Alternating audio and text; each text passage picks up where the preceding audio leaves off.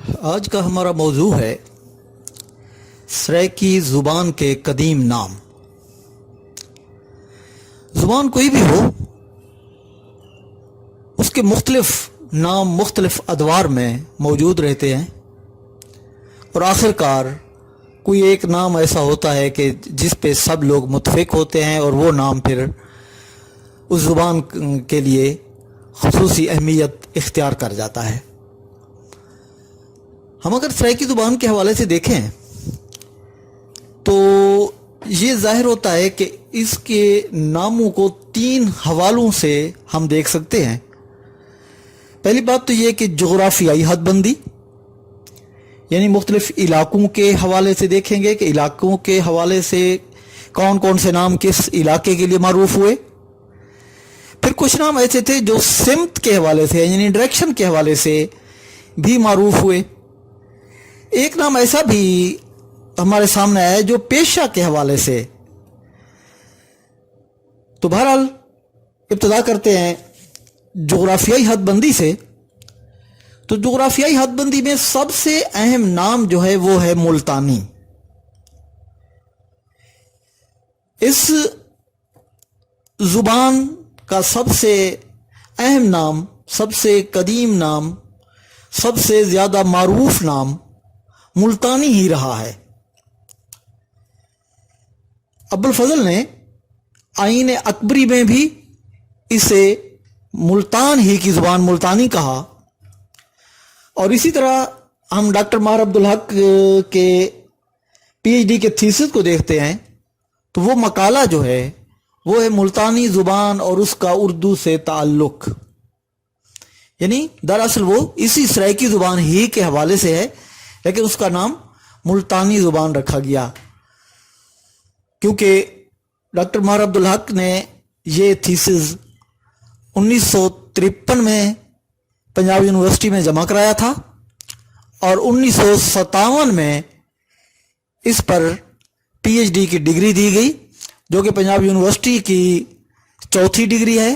اور اگر ہم پنجاب کے جنوبی علاقے کو دیکھتے ہیں، سرائیکی وسیب کو دیکھتے ہیں، تو اس میں سب سے پہلی ڈگری ڈاکٹر ماہر عبدالحق ہی کو دی گئی، تو جو کہ ملتانی زبان ہی کے حوالے سے ہے۔ تو ملتانی کا نام ظاہر ملتان کی اہمیت کی وجہ سے ہے۔ ملتان وادی سندھ کا مرکز رہا ہے، اور ملتان ایک اہم شہر ہے۔ تہذیب کے حوالے سے دیکھا جائے تو ملتان کی تہذیب جو ہے وہ قدیم تہذیبوں میں شمار ہوتی ہے۔ ملتانی کے ساتھ ساتھ ایک اور نام جو کہ بہاولپور کے علاقے کی نسبت سے بہاولپوری معروف ہوا، چونکہ بہاولپور ریاست بھی تھی تو اس لیے بہاولپوری بھی اسے کہا گیا، اور اس زبان کو وہاں پر ریاستی بھی کہا گیا۔ وہاں کے قلمکاروں نے اس نام کو اپنی پہچان بنایا، یہاں تک کہ زامی بہاولپوری کہ ویسے تو کئی کتابیں ہیں، ایک کتاب جو ہے اس کا نام ہے تعارف بہاولپوری ملتانی زبان، یعنی اس نے بہاولپوری بھی لکھا اس کو اور ملتانی بھی لکھا، اور اسی طرح انہوں نے بہاولپوری ملتانی زبان اور حروف تہجی یہ بھی انہوں نے ایک قاعدہ سامنے لایا۔ اسی طرح ہم دیکھتے ہیں کہ دلشاد کلانچوی وہاں کے ایک معروف قلمکار رہے ہیں، انہوں نے بہاولپوری زبان دی بسم اللہ اس نام سے ایک چھوٹی سی کتاب دی، جو کہ 1943 میں ہمارے سامنے آئی۔ اسی طرح ایک قاعدہ جو ہے وہ جمعیت الانصار نے پیش کیا تھا، جو کہ ریاستی مادری زبان کا قاعدہ۔ انہوں نے بہاولپوری نہیں لکھا، ملتانی بھی نہیں لکھا، بلکہ ریاستی مادری زبان کا قاعدہ۔ تو گویا مختلف لکھنے والے جو تھے وہ اسے بہاولپوری بھی لکھ رہے تھے، ریاستی بھی لکھ رہے تھے اور ملتانی بھی لکھ رہے تھے۔ اسی طرح ہم دیکھتے ہیں کہ یہ ایک نام اچوی، اچ شریف کے حوالے سے اگر ہم قدامت کو دیکھتے ہیں، ملتان کی قدامت جہاں معروف ہے وہاں اچ کو بھی ایک قدیم شہر شمار کیا جاتا ہے۔ تو اچ کی قدامت کے باعث اس علاقے میں یعنی سرائکی علاقے میں بولی جانے والی جو زبان تھی اس کو اچوی بھی کہا جانے لگا۔ ہم اگر جغرافیائی حد بندی میں تھوڑا سا آگے دمان کے علاقے میں جاتے ہیں تو وہاں اسے دیرہ والی کا نام دیا گیا، کچھ لوگ اسے ڈیروی یا دیروی بھی کہتے رہے، تو زیادہ دیرہ والی۔ اور یہ دیرہ والی جو تھا یہ دیرہ جات میں معروف تھا۔ دیرہ جات سے مراد دیرہ غازی خان اور دیرہ اسماعیل خان، یہ ایک پوری پٹی جو دمان کی ہے، یعنی دریائے سندھ سے کوہ سلیمان تک چلے جائیں، دریائے سندھ سے مغرب اور کوہ سلیمان سے مشرق کی جانب، یہ درمیان میں ایک پوری پٹی چل رہی ہے، یہاں یہ دیرہ جات کہلاتا ہے۔ تو اس میں یعنی دیرہ غازی خان اور دیرہ اسماعیل خان کا علاقہ شامل ہے۔ تو اس علاقے میں اس زبان کو دیرہ والی کہا جاتا رہا۔ اگر ہم سرائکی زبان یا ملتان کی زبان، ملتان کے ایریے کی زبان، اس علاقے کی زبان کا تذکرہ کرتے ہیں تو ہمیں ایک نام جھنگوی بھی ملتا ہے۔ دراصل دیکھا جائے تو جھنگ اور شاہپور یہ دو علاقے، یعنی سرگودا کے نزدیک شاہپور ایک بڑا معروف ایک شہر رہا ہے جو اب ایک قصبے کے طور پر موجود ہے۔ تو جھنگ کا علاقہ جو تھا اس کا حوالہ بھی ملتان کے ساتھ ہی جڑا ہوا تھا، اور یہاں کی زبان جو تھی یہ وہی زبان ہے جو کہ ملتان کی زبان تھی۔ تو یہاں اس زبان کو جھنگوی کہا جاتا رہا۔ جنگل کی نسبت سے کچھ لوگ اسے جانگلی یا جنگلی زبان بھی کہتے تھے، لیکن زیادہ تر اسے جھنگوی زبان کا نام دیا جاتا رہا۔ پھر ہم دیکھتے ہیں کہ شاہپور کے نام کے باعث اسے شاہ پوری بھی کہا جاتا رہا۔ اور ہم اگر سرائکی وسیب کے علاقوں کو دیکھیں تو تین علاقے خاص طور پر معروف ہیں، ایک روہی ہے، ایک تھل ہے اور ایک دمان ہے۔ روہی میں بات وہی ریاستی کی آ گئی، تھل کے حوالے سے جو نام ہے اسے تھلی بھی کہا جاتا رہا، یعنی تھل کے علاقے کی زبان جس میں لیا کا علاقہ، مظفر گڑھ کا علاقہ، ڈیرہ اپنا اس کے ساتھ ساتھ ہم بھکر، میاں والی، خوشاب اور اس کے ارد گرد کے مختلف علاقے، اس میں یہ جو زبان بولی جاتی ہے یا بولی جاتی رہی ہے اسے تھلی کہا جاتا رہا۔ تو یہ مختلف نام جو تھے یہ جغرافیائی حد بندی کی وجہ سے معروف ہوئے۔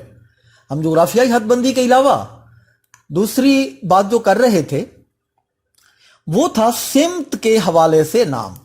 تو سمت کے حوالے سے دیکھا جائے تو سمت کے حوالے سے تین نام خاص طور پر معروف ہوئے ہیں۔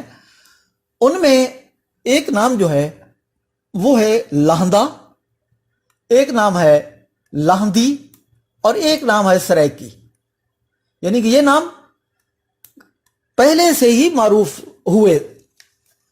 لہندہ کا نام، لہندہ یا لہندی، یہ دو نام جو ہیں یہ یہاں کے علاقوں میں بولنے والے لوگوں نے یہ نام نہیں دیا، زیادہ تر یہ نام ہمیں مستشرقین نے دیا ہے۔ مستشرقین یعنی مغرب سے آنے والے وہ لوگ جنہوں نے مشرق کی زبان پر کام کیا۔ لہندہ لینگویج یہ جارج گریرسن کی ایک اصل میں معروف کتاب ہے، linguistic survey of India. Linguistic survey of India جو کہ 1919 میں شائع ہوئی تھی، تو اس میں ایک حصہ جو ہے وہ لہندہ لینگویج کے حوالے سے بھی موجود ہے، اور وہ لہندہ جو ہے یعنی وہ سمت کے حوالے سے لہندہ مغرب کے حوالے سے، یعنی اس میں ہم یہ کہہ سکتے ہیں کہ جو پنجاب کا پورا ایک علاقہ تھا، اس میں اس کا جو مغربی علاقہ یعنی لہندہ غروب ہونے کے علاقے کو اب بھی مغرب کی سمت کو کچھ علاقوں میں لہندہ کہا جاتا ہے۔ تو گویا یہ لہندہ لینگویج کا جو نام دیا گیا وہ جارج گریسن کی کتاب لنگوسٹک سروے آف انڈیا میں لہندہ لینگویج کے حوالے سے دیا گیا۔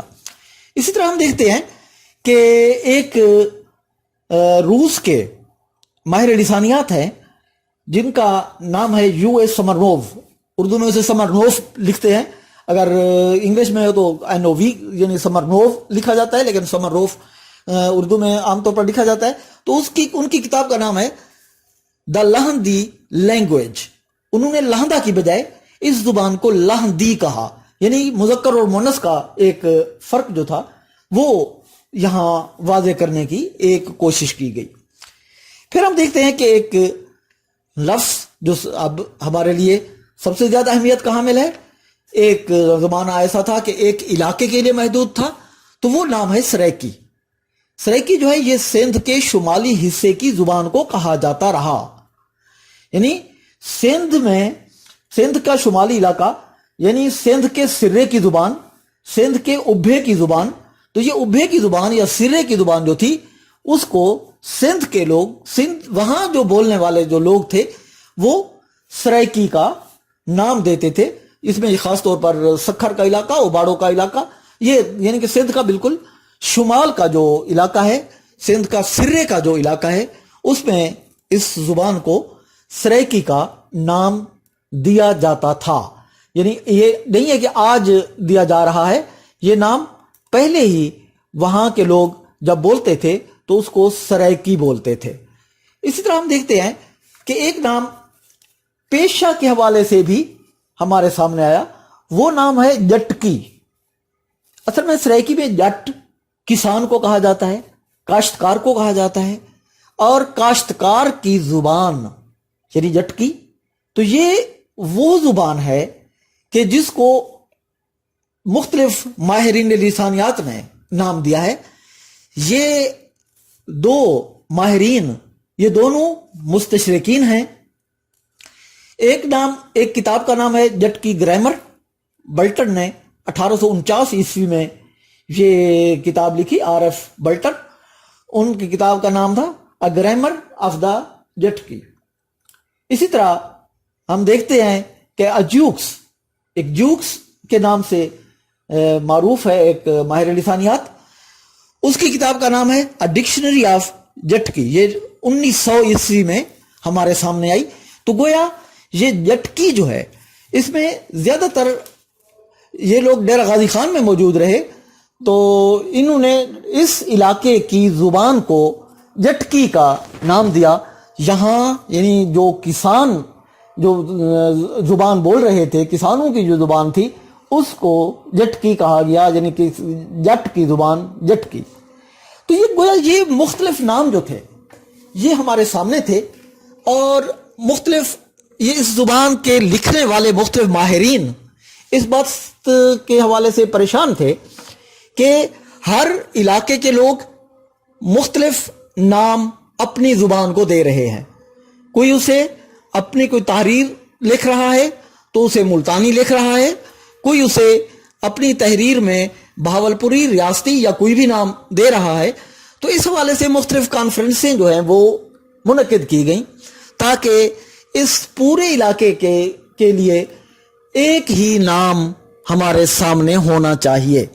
تو اس ایک نام کو سامنے رکھنے کے لیے ایک کانفرنس ملتان میں 1962 عیسوی میں بھی ہوئی۔ یہ کانفرنس سمرا پبلک سکول ملتان میں قائم کی گئی، اور یہ اس کے روح رواں جو تھے وہ ڈاکٹر ماہر عبدالحق تھے۔ ڈاکٹر ماہر عبدالحق چونکہ سمرا خاندان سے تعلق رکھتے ہیں، اور سمرا پبلک سکول کا نام بھی انہی کے نام کی نسبت سے جانا جاتا ہے، تو سمرا پبلک سکول ملتان میں یہ 1962 میں ہونے والی کانفرنس میں بہت سے ماہرین مختلف علاقوں سے یہاں پر شامل ہوئے، اور اس کانفرنس میں جو روح رواں جو اس کے تھے وہ ڈاکٹر ماہر عبدالحق تھے۔ ڈاکٹر ماہر عبدالحق کا ایک حوالہ ملتان سے تو ہے، لیکن اصل حوالہ جو ان کا جو آبائی علاقہ ہے، آبائی حوالہ ہے، وہ لیا ہے۔ ڈاکٹر ماہر عبدالحق 1915 عیسوی میں لیا میں پیدا ہوئے، اور 1995 عیسوی میں ان کی ملتان میں وفات ہوئی، اور 1994-95 کا تمغہ حسن کارکردگی بھی ان کے نام آیا، یعنی پرائڈ آف پرفارمنس ڈاکٹر ماہر عبدالحق کے حصے میں آیا۔ گو کہ یہ جو تمغہ ہوتا ہے اس کا اعلان جو ہے وہ اگست میں کیا جاتا ہے، لیکن اس 14 اگست کو عام طور پر اس کا اعلان ہوتا ہے، اور 23 مارچ کو یہ تمغہ دیا جاتا ہے، یعنی یوم آزادی کے موقع پر اعلان ہوتا ہے اور یوم پاکستان کے موقع پر یہ دیا جاتا ہے۔ تو جب اس تمغے کا، اس حسن کارکردگی ایوارڈ کا اعلان ہوا تو اس وقت ڈاکٹر ماہر عبدالحق زندہ تھے، انہوں نے سن تو لیا تھا، لیکن جب یہ ایوارڈ حاصل کرنے کا وقت آیا تو اس سے پہلے ڈاکٹر ماہر عبدالحق وفات پا چکے تھے۔ تو بہرحال یہ تمغہ جو تھا یہ ان کے حصے میں آیا۔ تو ڈاکٹر ماہر عبدالحق کے علاوہ ایک اہم شخصیت جو تھی وہ تھی میر حسان الحیدری۔ یہ اباڑو ضلع سکھر سے ان کا تعلق تھا، اور یہ اس کانفرنس میں موجود تھے۔ سرائیکی زبان کے بہت اہم ادیب ہیں، اس وقت بھی زندہ ہیں، اللہ تعالیٰ ان کو صحت اور سلامتی کے ساتھ رکھے۔ ان کے بیٹے ڈاکٹر جاوید چانڈیو، یعنی جاوید چانڈیو کے والد ہیں، وہ میر اپنا حسان الحیدری کے بیٹے جاوید چانڈیو اس وقت اسلامیہ یونیورسٹی بہاولپور میں سرائیکی شعبہ کے چیئرمین بھی ہیں، اور فیکلٹی کے ڈین کے طور پر بھی وہ اس وقت کام کر رہے ہیں۔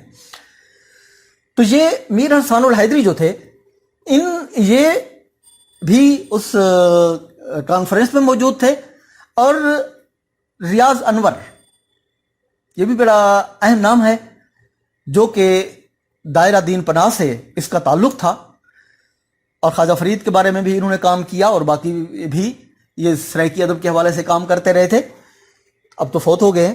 تو ریاض انور صاحب نے ایک قرارداد، مختلف قراردادیں پیش کی جاتی رہیں، کوئی کسی نام کے حوالے سے، کوئی کسی نام کے حوالے سے۔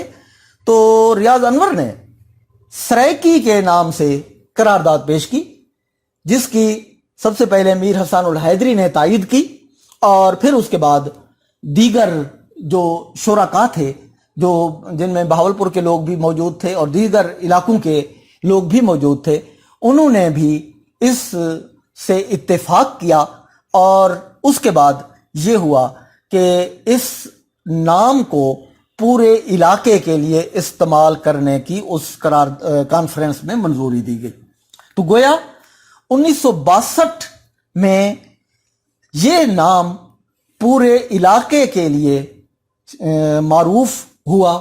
1962 کے بعد ہم دیکھتے ہیں تو جتنی کتابیں شائع ہوئی ہیں، جس قدر مواد شائع کیا گیا، وہ سرائیکی کے حوالے سے شائع ہوا، اور اب آج اگر ہم دیکھتے ہیں تو ہمیں ایسے محسوس ہوتا ہے کہ یہ نام صرف سندھ میں پہلے سے موجود نہیں تھا، بلکہ یہ ایسے ہی لگ رہا ہے کہ جیسے پورے علاقے میں پہلے سے ہی موجود تھا، یعنی کہ یہ نام اس قدر اپنی جاذبیت اختیار کر گیا کہ پورے علاقے کے لوگوں نے اس نام کو تسلیم کر لیا۔ تو گویا سرائیکی زبان کے حوالے سے دیکھا جائے تو یہ نام جو ہیں، یہ مختلف نام مختلف علاقوں میں موجود رہے، مختلف ڈائریکشن میں موجود رہے، اور مختلف پیشے کے حوالے سے بھی موجود رہے، اور اب ظاہر ہے کہ یہ نام سرائیکی کے حوالے سے ہی جانا جاتا ہے، اور سرائکی ہی اس کی ایک پہچان ہے۔